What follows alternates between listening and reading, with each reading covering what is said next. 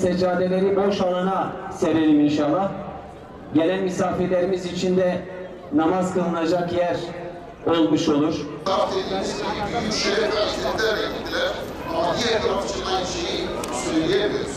O da mücadelesini verirken din için, Allah için verdiği mücadelede Eşhedü en la ilahe illallah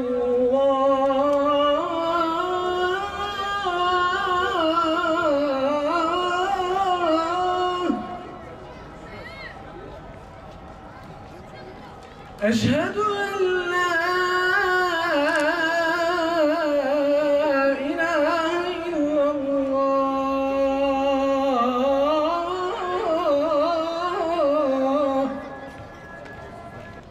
Hayya alas-salah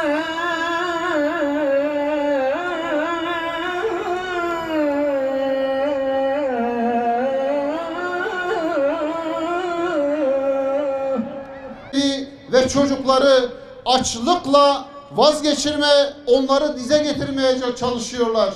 Yetmedi, Gazze'nin tümüyle işgal edilme planlarını sergilemeye devam ediyorlar. Evet, İslam ümmetinin ve dünyanın tüm bu sessizliği içinde böyle fedakar, böyle kahraman ve böyle cesur bir Gazze halkıyla, mücahitleriyle karşı karşıyayız. Onlar hakikaten bugün izzetin, cesaretin, Allah'a teslimiyetin ve hakkıyla İslam'ı temsiliyetin mücessem hale geldiği bir yer, bir mekan ve bir halk. Onlar bu temsiliyeti o kadar güzel, hakkıyla o kadar tüm insanlığın gözleri önünde icra ediyorlar ki dünya onların bu direnişlerine, bu metanetlerine hayretler içerisinde bakıyor.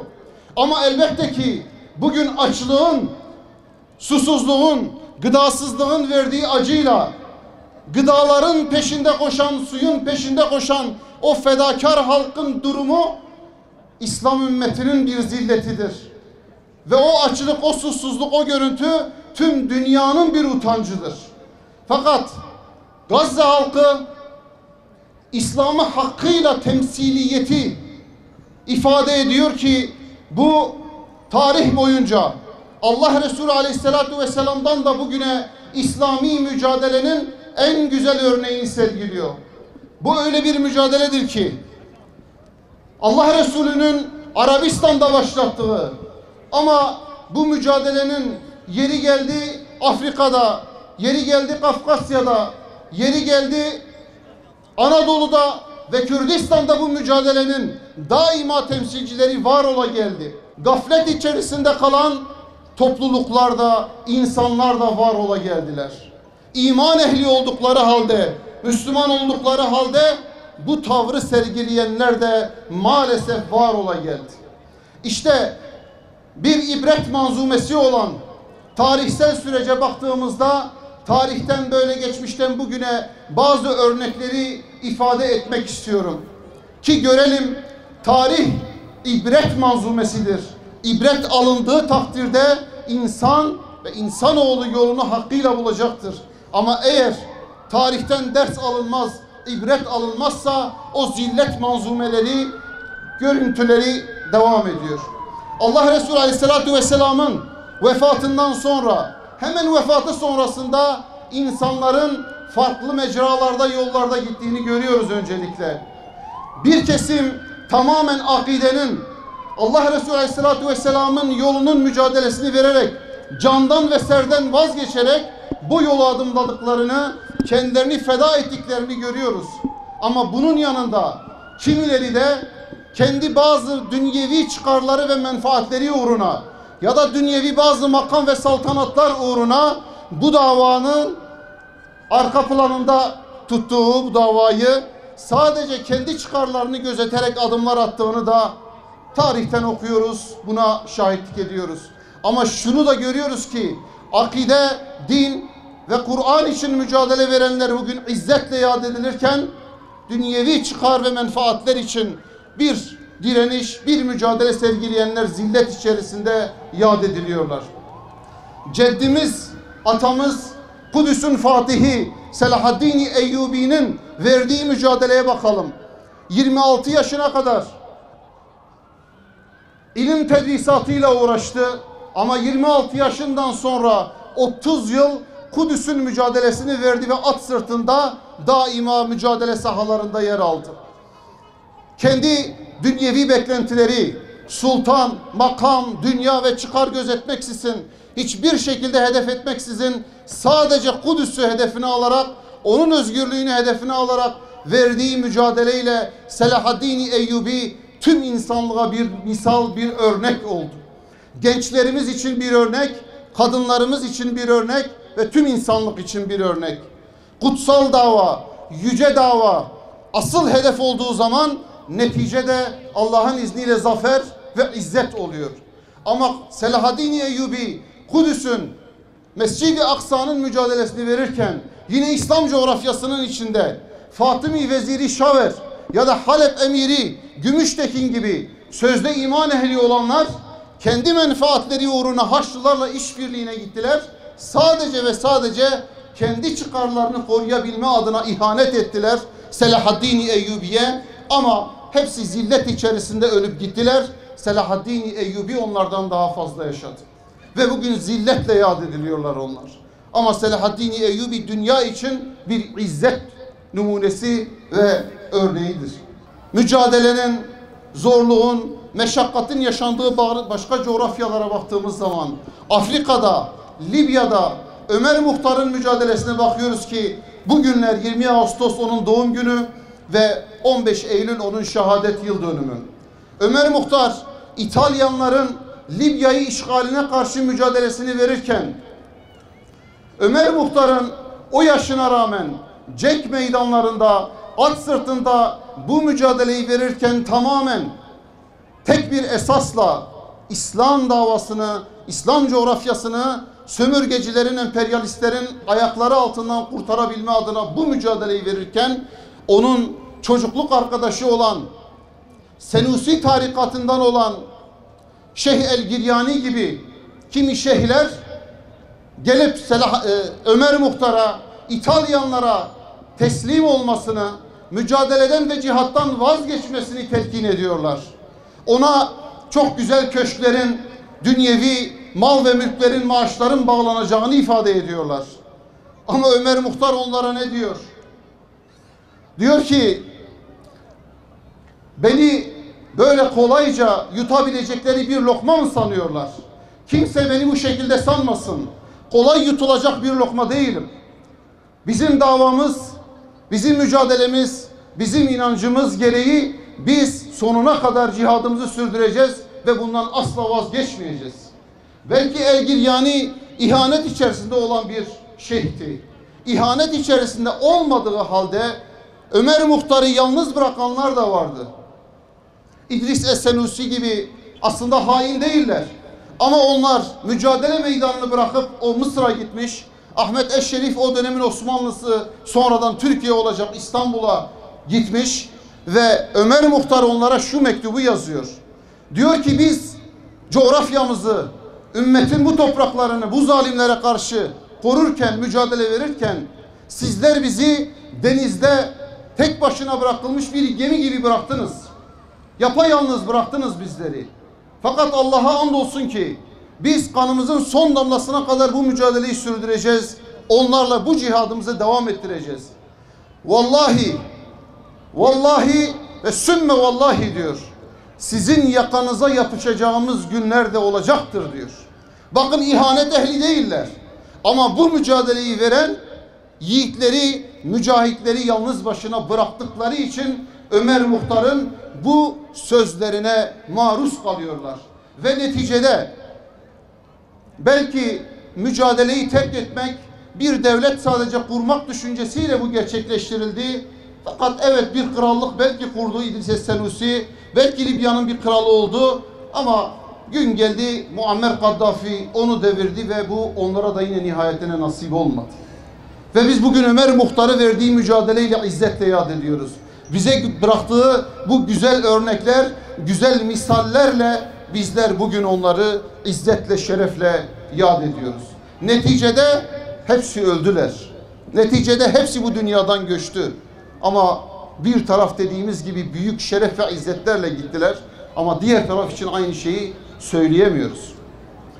Aynı durum yine ceddimiz atanmış Şeyh Said ki bu meydanda asıldı, idam edildi.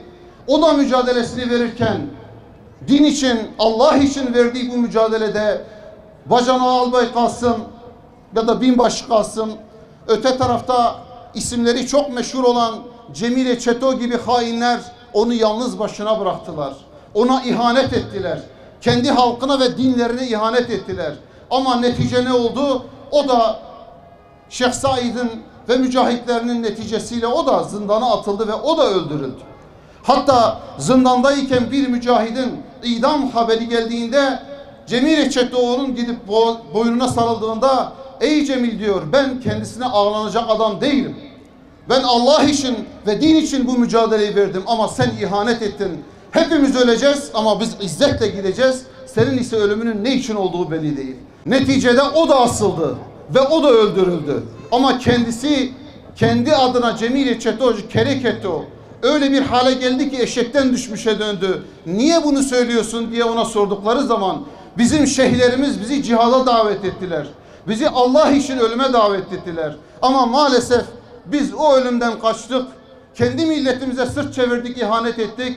Ve bugün ne için öldüğümüzü dahi bilmediğimiz bir neticeye doğru gidiyoruz. Şerefle ölümü elimizden kaçırdık ve nihayetinde dediğimiz gibi onlar da öldüler. Her iki taraf da öldü ama bir taraf izzetle gitti. Ve yakın tarihimize geldiğimiz zaman bugün Ürdün'ün kralı Abdullah'ın dedesi Şerif Hüseyin Filistin'e ihanet etti. Yahudilerin yerleştirilmesine olanak sağladı ama pişmanlıklar içerisinde, zillet içerisinde bir ölüme düçar oldu. Yine onu takip eden torunu hakeza aynen o zilleti sürdürüyor. Öte taraftan Enver Sedat'ın ihaneti Halit İstanbul'un eliyle öldürüldü ve o da gitti. Hüsnü Mübarek geldi, o da ihaneti etti. Onun da neticesi bir ölüm oldu en nihayetinde. Zilletle bir gidiş oldu. Bugün Muhammed Mursi'nin devrilmesine sebebiyet veren Suud Kralları, Birleşik Arap Emirlikleri Krallığı ve Sisi'nin de ihanetiyle beraber şehit Muhammed Mursi'yi devirdiler. O şehit olup gitti. Bugün Sisi o zilleti, o ihaneti sürdürüyor. Ama onun neticesi de çok farklı olmayacaktır kesinlikle. Şeyh Ahmet Yasin Filistin'in, Kudüs'ün mücadelesini o feçli haliyle verirken Yaser Arafat sözde bir bağımsız Filistin adı altında ihanetler sergiledi ama buna rağmen şüpheli bir ölümle gitmekten kurtulamadı. Onun yolunu sürdüren Abbas'ın ihaneti bugün devam ediyor ama onların da akıbeti zilletten farklı olmayacaktır. Ve maalesef Türkiye'nin belki alnındaki en büyük kara leke, sözde Siyonist işgal rejiminin sözde devletinin kuruluşunda ilk tanıyan Müslüman ülke Türkiye oldu. Türkiye'nin alnındaki kara bir leke oldu bu. Süreç içerisinde zaman zaman bu lekenin kaldırılması adına evet güzel adımlar atıldı. Söylemler oldu, destekler oldu ve halen de olmaya devam ediyor. Bu lekenin silinmesi adına bazı adımlar atıldı ama maalesef bu leke halen alnımızdan kalkmış değil. Bugün Filistin'e, Mescid-i Aksa'ya ve Gazze'ye her türlü desteği sunmak boynumuzun borcudur. Tarihte yaşanan bu adımları zikrettik. Kimi ihanet, kimi gaflet şeklinde onu yalnız bıraktılar ve neticede geldiğimiz sonuç bu. Türkiye'nin de alnındaki bu kara lekeyi kaldırabilmesi ancak sonuna kadar bir destek, Filistin'in ve Gazze'nin kurtuluşunu son noktasına kadar sürdürme adına bir mücadeleyle, bir destekle sağlanabilir. Son şunu ifade edip ezan okundu bitireyim. Bir çocuk ki vahşi bir köpek tarafından saldırıya maruz kalmışken sadece ona destek söylemleriyle destek sunduğunu ifade etmek, sadece ona bazı gıdalar, ekmek ve su vermekle o çocuk kurtulmuş olmuyor. Atılacak adım o çocuğu o vahşi köpeğin elinden kurtarıp köpeği telef etmektir. Bugün atılması gereken adım budur. Dolayısıyla İzzet ancak böyle gelecektir. Şeref ancak böyle gelecektir. وَلِلَّهِ الْعِزَّةُ وَلِرَسُولِهِ وَلِلْمُؤْمِنِينَ وَلَكِنَّ الْمُنَافِقِينَ لَا يَعْلَمُونَ. İzzet Allah'ındır, Resulünündür ve müminlerindir ama münafıklar bunu asla bilmezler. Rabbim o izzet ehlinden eylesin. Allahu Ekber. Elhamdülillahi Rabbil alemin. Errahmanirrahim. Maliki yevmiddin. İyyâke na'budu ve iyyâke nesta'in. İhdina s-sirâtal mustakîm. Sirâtallezîne en'amte aleyhim gayril mağdûbi aleyhim veleddâllîn.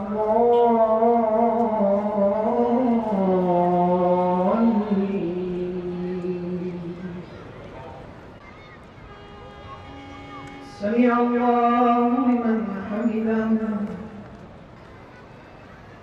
Allahu Ekber. Allahu Ekber. Bismillahirrahmanirrahim. Elhamdülillahi Rabbil alemin. Ellezîne hum fî salâtihim khâşi'ûn. وَالَّذ۪ينَ هُمْ عَنِ اللَّغْوِ مُعْرِضُونَ. سَمِعَ اللّٰهُ لِمَنْ حَمِدَهُ. اللّٰهُ أَكْبَرُ. سَمِعَ اللّٰهُ لِمَنْ حَمِدَهُ. اللّٰهُ أَكْبَرُ. واحرسهم بعينك التي لا تنام واكلأهم في كنفك الذي لا يضام. اللهم أذهب ضعفهم فإنهم ليس لهم سواك. لهم فتحا مبينا واهديهم صراطا مستقيما وانصرهم نصرا عزيزا. انصرهم ولا تخذلهم وادمعهم ولا تفرقهم وامنحهم ولا تمتحنهم. آثرهم ولا تأثر عليهم. الرابطين المجاهدين في غزة وانصرهم على من بغى عليهم. اللهم سدد رميهم. Razı olacağın ve zatına yakışır bir hamd ile sana hamdolsun. Saltanatının azameti, vecihinin celali kadar salat ve selam olsun. Allah'ım, şehadet ettiğimiz şu hususlar sebebiyle işlediğimiz bütün günahlardan dolayı sana tövbe eder. Senden af ve mağfiret dileriz. Senden başka günahları bağışlayan ve kullarına merhamet eden bir ilah yok. Vel ikram ya ilahel alemin ya hayyu ya kayyum. Aczimizi, çaresizliğimizi, zaafımızı, dağılıp paramparça oluşumuzu sana arz ediyoruz. Senden başka sığınağımız, yardımcımız, Mevlamız yok. Ey Mevlamız, İsmi Azam'ın hürmetine, sadece senin bildiğin veya kullarından bildirdiğin isimler hürmetine, arşı taşıyan meleklerin duası hürmetine, sevdiğin kulların olan peygamberler duaları hürmetine, Filistin'de, Gazze'de feryat eden çocuklar hürmetine, aciz ve gözü yaşlı kadınlar hürmetine, Gazze ehline yardım eyle, onları sağlam kalem ile koru, onlara yardım zırhını kuşandır, onlara güç ve kuvvet ver, attıklarını isabet ettir, ayaklarını sabit kıl, onlara zafer nasip eyle, düşmanlarını onların eliyle mağlup eyle. Onların kurtarıcısı, ulu ümide mazhar olan aziz ve cebbar muktedir olan sensin.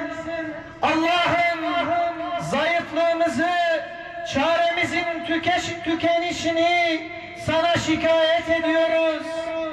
Allah'ım ey yardıma muhtaçların imdadına yetişen, sözlerini hak üzere birleştir ey alemlerin Rabbi.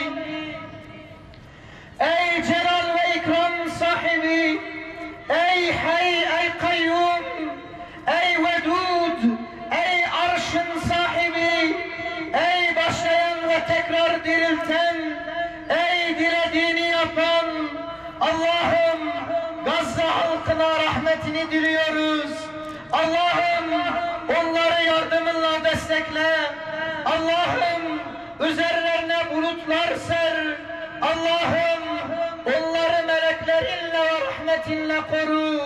Allah'ım onları affınla ve inayetinle gölgele. Allah'ım güçlerini artır, güven ve emniyet indir.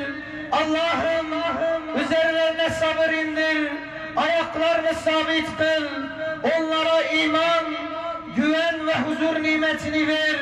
Allah'ım kalplerine nur koy, işitmelerine nur koy, üstlerine nur, altlarına nur, sağlarına nur, sollarına nur ver. Ya Allah, ya Allah, ya Allah, ey güçlü ve aziz olan Allah, ey mazlumların yardımcısı, ey müminlerin dostu, Allah'ım zalimleri zalimlerle cezalandır, kafirleri ve din düşmanlarını Gazze'den yenik, perişan ve öldürülmüş olarak çıkar. Allah'ım zalimlerin birliğini boz, topluluklarını dağıt, Gazze'ye ayrılık ve düşmanlık isteyenlerin düzenlerini darmadağın et. Allah'ım onlarca sayıca azalt, tek tek öldür. Allah'ım Gazze için düşündükleri planlarını kat kat kendi başlarına musallat et.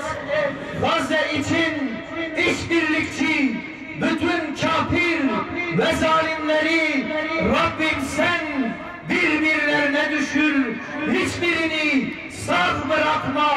Gazze halkını zalimlerin tasallutundan muhafaza edecek sebepleri halk eyle ey kadiri kulli şey.